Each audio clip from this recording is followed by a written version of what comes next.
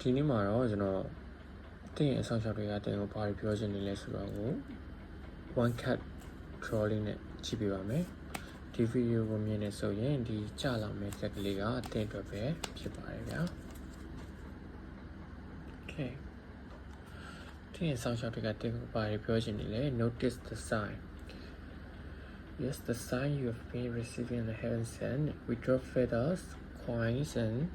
other sign upon your path to remind you that you are loved and never alone. အဲ့တော့ဒီခုနေတဲ့တင်းဆောင်လျှောက်တွေကတင်းကိုဒီရပိုင်းနေအတွင်းမှာပြောပြနေတဲ့အရာတွေရှိတယ်ပြသနေတဲ့နမိတ်တွေရှိတယ်အဲ့နမိတ်တွေကိုကိုကသိအောင်လုပ်ပါစီးပွားရေးလုပ်မယ်ဆိုလဲအောင်မြင်နိုင်မလားဆိုရင်နမိတ်ပြနေရမျိုးတွေရှိတယ်အချက်လက်တွေပြနေရမျိုးရှိတယ်အဲ့ဒီအချက်လက်တွေကိုကိုကသိအောင်လုပ်ပြီးလုပ်တဲ့မလုပ်တဲ့ဆိုတာကိုစဉ်းစားပါလို့ပြောနေတာဖြစ်ပါတယ်အခုတင်ဖြစ်တဲ့တန်းနေရဲ့အချိန်တွေအရာတွေအားလုံးတင်ကြိုးစားနေတဲ့အရာတွေအားလုံးမှာတင်တယောက်တည်းမဟုတ်ပါဘူးတင်ရဲ့အဆောင်ရောက်ကတင်နာမှာအများနဲ့ရှိပြီးတော့လမ်းညွှန်ပေးနေပါတယ်အဲ့လမ်းညွှန်မှုကိုကရရှိအောင်လုပ်ပါ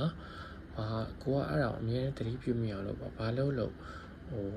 တို့စီကနေပြီးတော့အချက်ပြနေတဲ့အရာလေးတွေကိုသိအောင်လုပ်ပြီးတော့မှလှုပ်ဆောင်မှာအောင်မြင်ပါလိမ့်မယ်ဗျအားလုံးကိုကျေးဇူးတင်ပါတယ်ခင်ဗျာကျွန်တော်နောက်ထပ် region လေးကိုလည်းဆက်လက်တင်ပေးပါမယ်ကျွန်တော်စီမှာဒါတော့ region လေးလာမေးလို့ရမယ် oracle လေးကြည့်ပေးမယ် linoman လေးမေးလို့ရမယ်ဗျ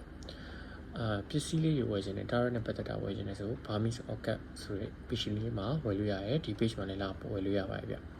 ကျွန်တော် mention ပေးထားပါမယ်အားလုံးချမ်းသာကြပါစေခင်ဗျာ